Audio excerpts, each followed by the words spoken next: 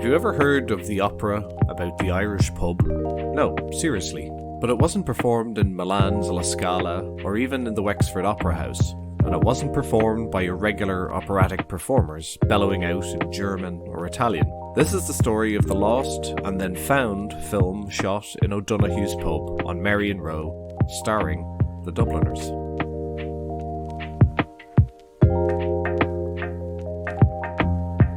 Welcome to Publin, a podcast about the culture, history and heritage of pubs at home and abroad.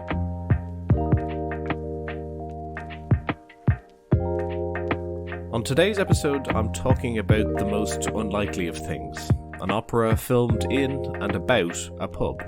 It's a story that captures a place and time and a music scene that's centred around one location.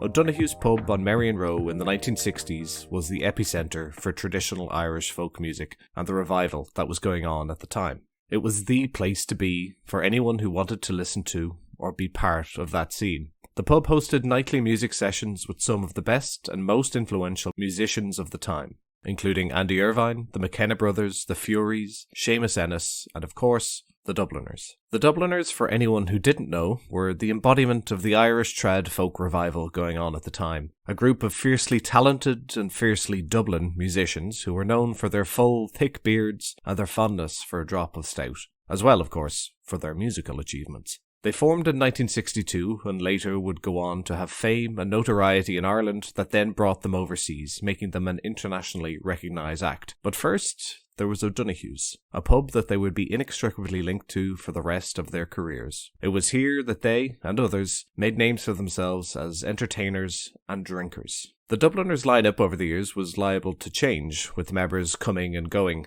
During the time that this film was made, Luke Kelly had temporarily left the group. The group consisted of Ronnie Drew on vocals and guitar, Kieran Burke on vocals, guitar and tin whistle, Barney McKenna on banjo, mandolin and vocals, and John Sheehan on the fiddle, mandolin, concertina and tin whistle. In 1965, producer and director Kevin Sheldon, a regular in O'Donoghue's who was working in RTE, teamed up with the group to create the most unlikely of vehicles for them, an opera consisting of traditional Irish folk music. I'll go into more detail on the plot later, but the film was based on the 18th century song The Night Before Larry Got Stretched, which is referred to as an Irish execution ballad. It was played out in good fun as a knowingly mock opera that acknowledged their acting talents as somewhat lacking, but also captured the musicians at their best. Initial funding for the film was sourced, a crew hired, and off they went, shooting in O'Donoghue's, Kilmainham, and in the Liberties. All of the photography was done and captured, but then the film ran out of money. That was 1965. In the years following, it became apparent that the money simply wasn't there to finish the film, and it lapsed out of memory as people went on with their lives.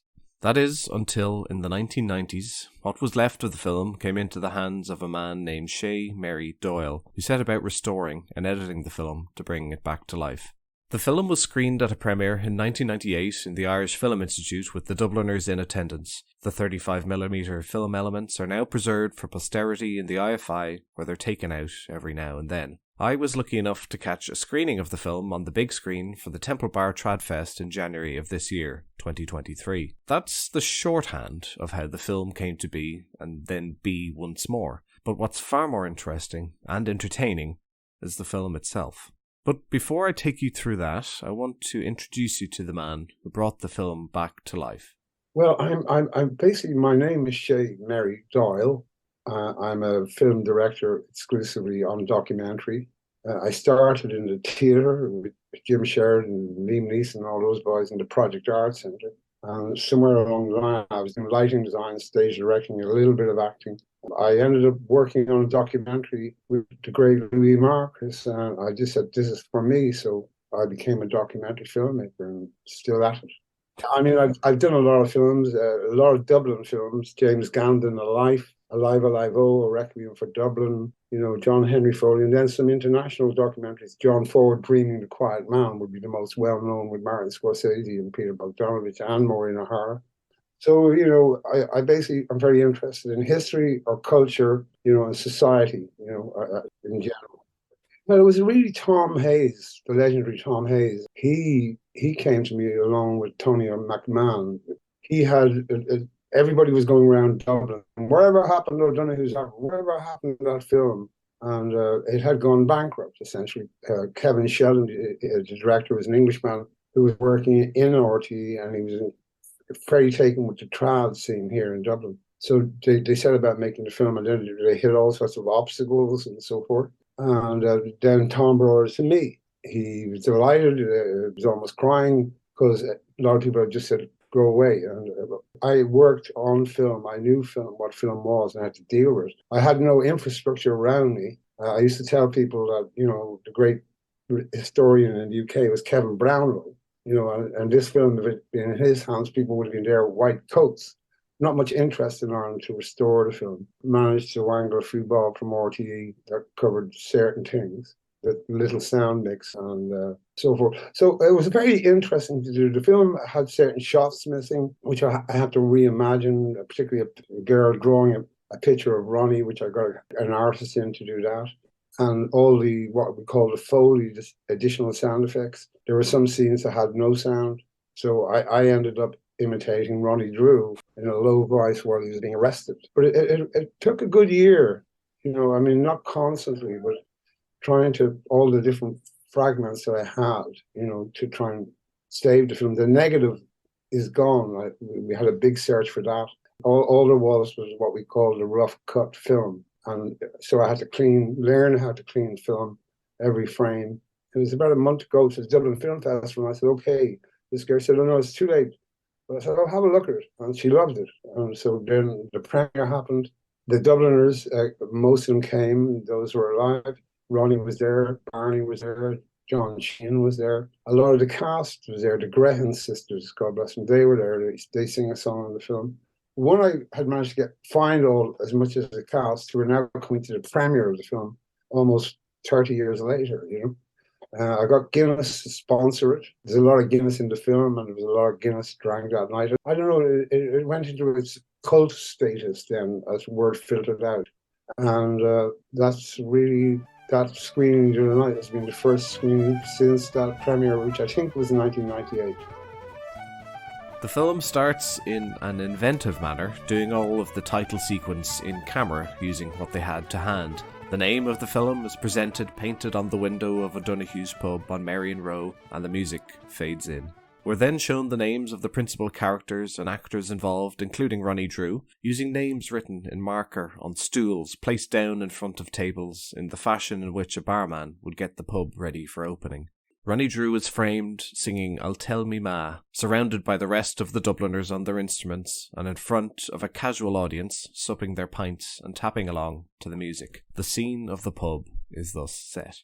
In walks a young woman carrying a sketch pad as the Graham sisters are belting out The Merry Ploughboy. The woman takes a seat and begins to sketch Ronnie, who takes notice and is apparently pleased with his ego being stroked.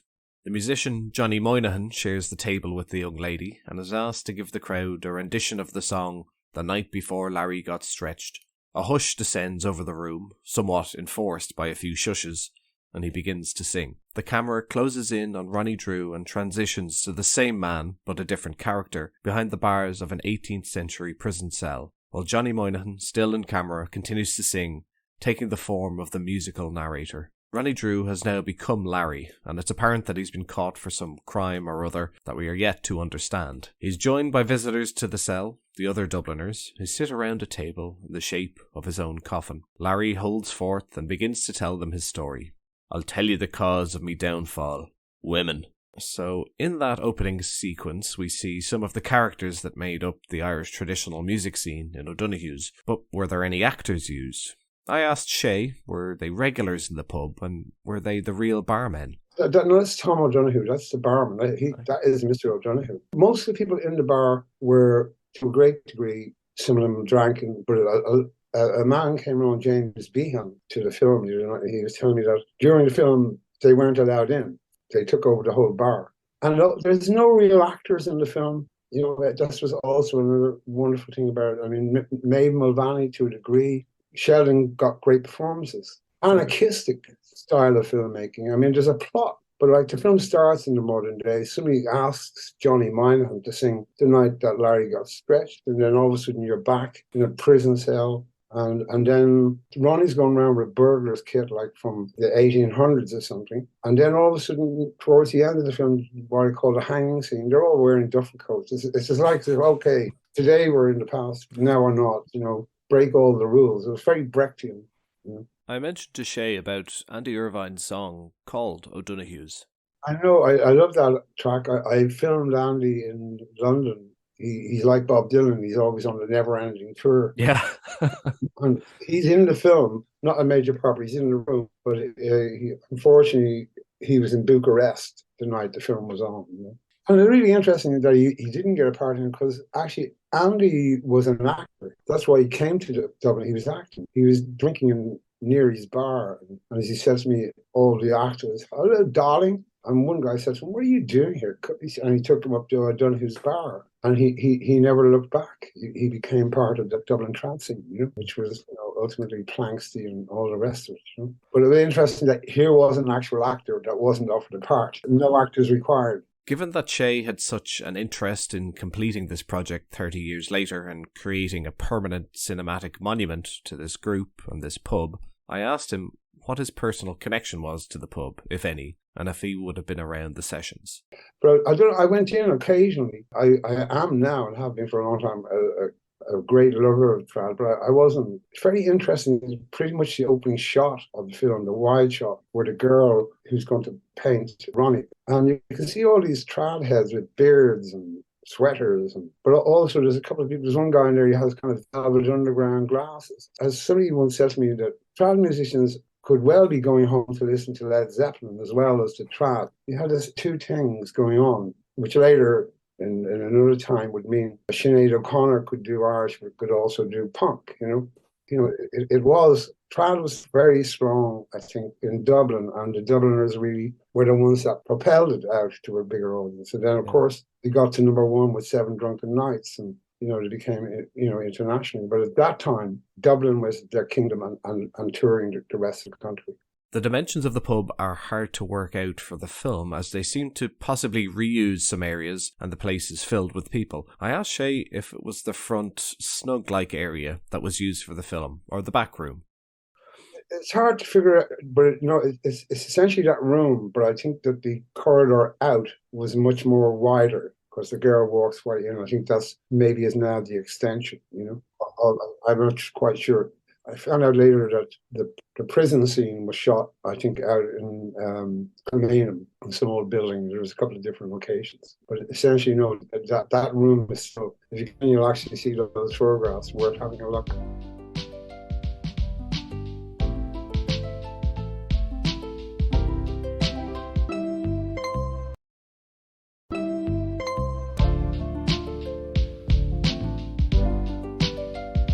In the third and fourth scenes of the film, we see Larry before his incarceration, first at home with his doting wife, who he treats poorly. He deposits his ill-gotten gains of the day's labour and lauds himself as the best thief in all of Ireland. He has himself a bottle of porter, the first of many, and heads off in the direction of O'Donoghue's shebeen to spend time with his friends and his mistress.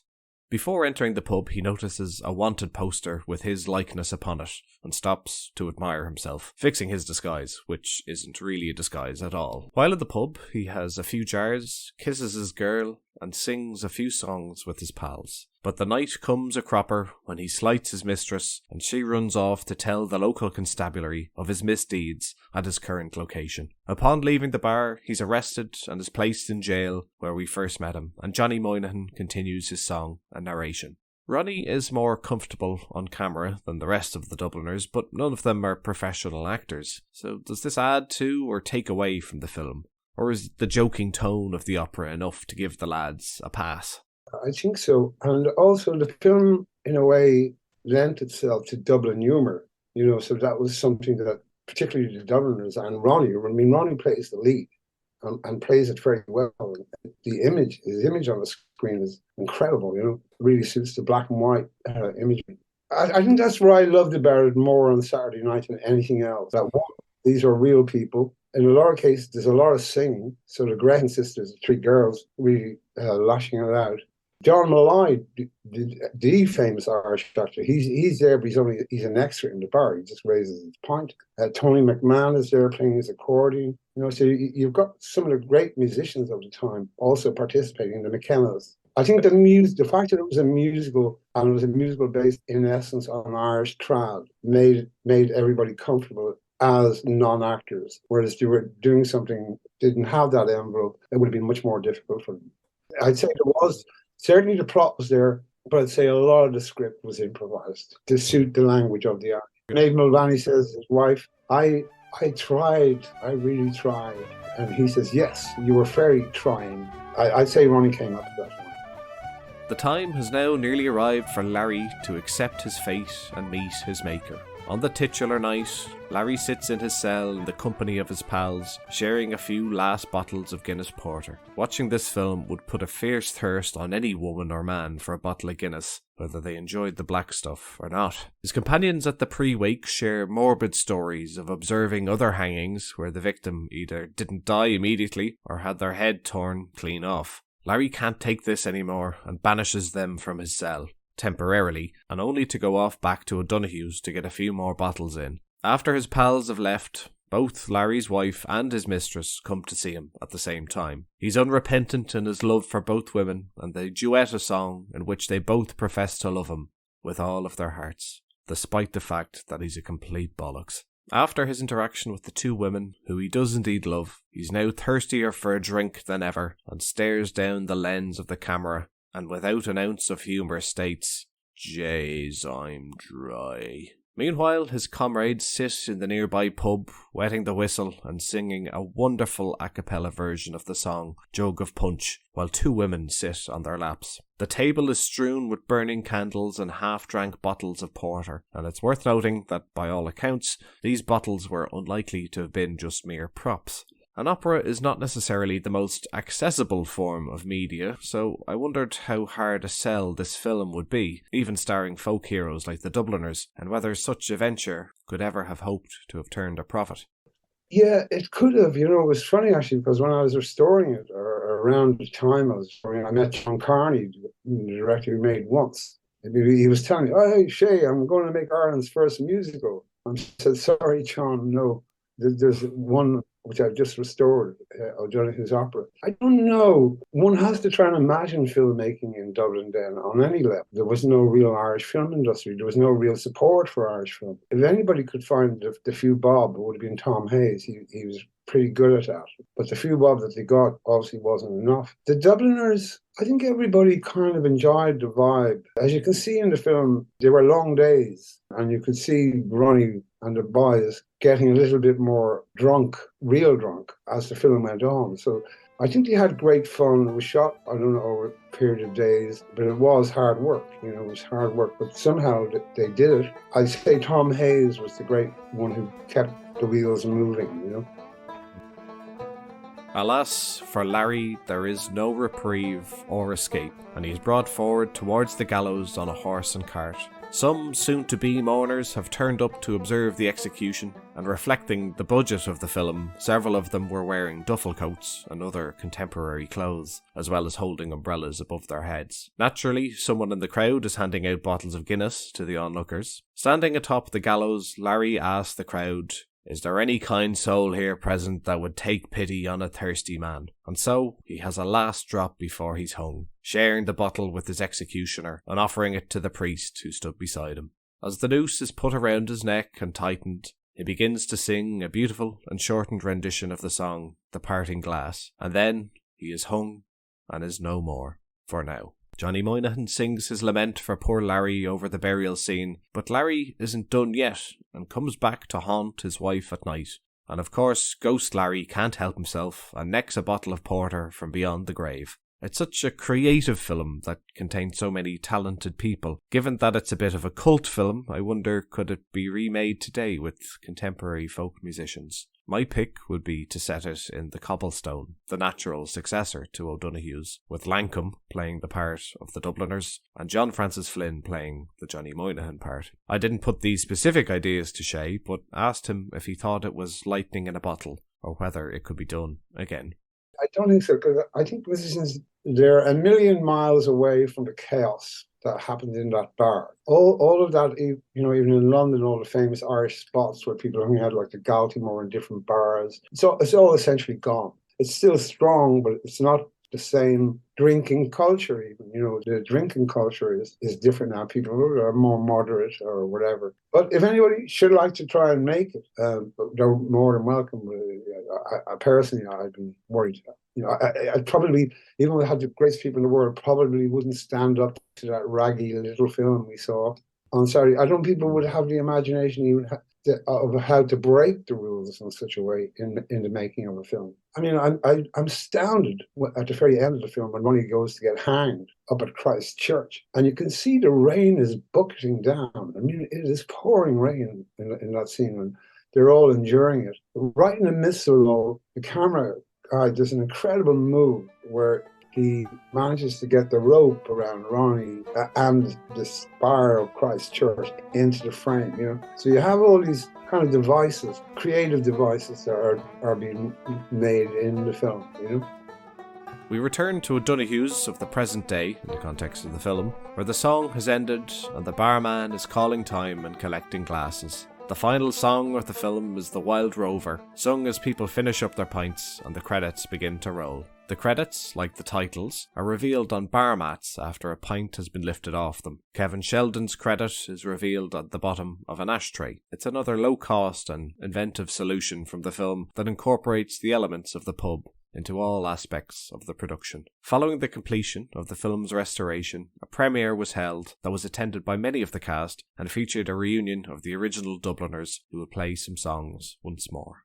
They did, yeah, because as it went, the drinks reception was upstairs. I was downstairs at the time having a drink with Ronnie, but Barney and a few of them went up. Barney came down and said that Eva Braun was on the door, and wouldn't let his friends in. So then they came down to get me to give a speech, and I said, I'm not going in, let's they go. We all got in. I said to Ronnie, you're all here, you haven't played in a long time.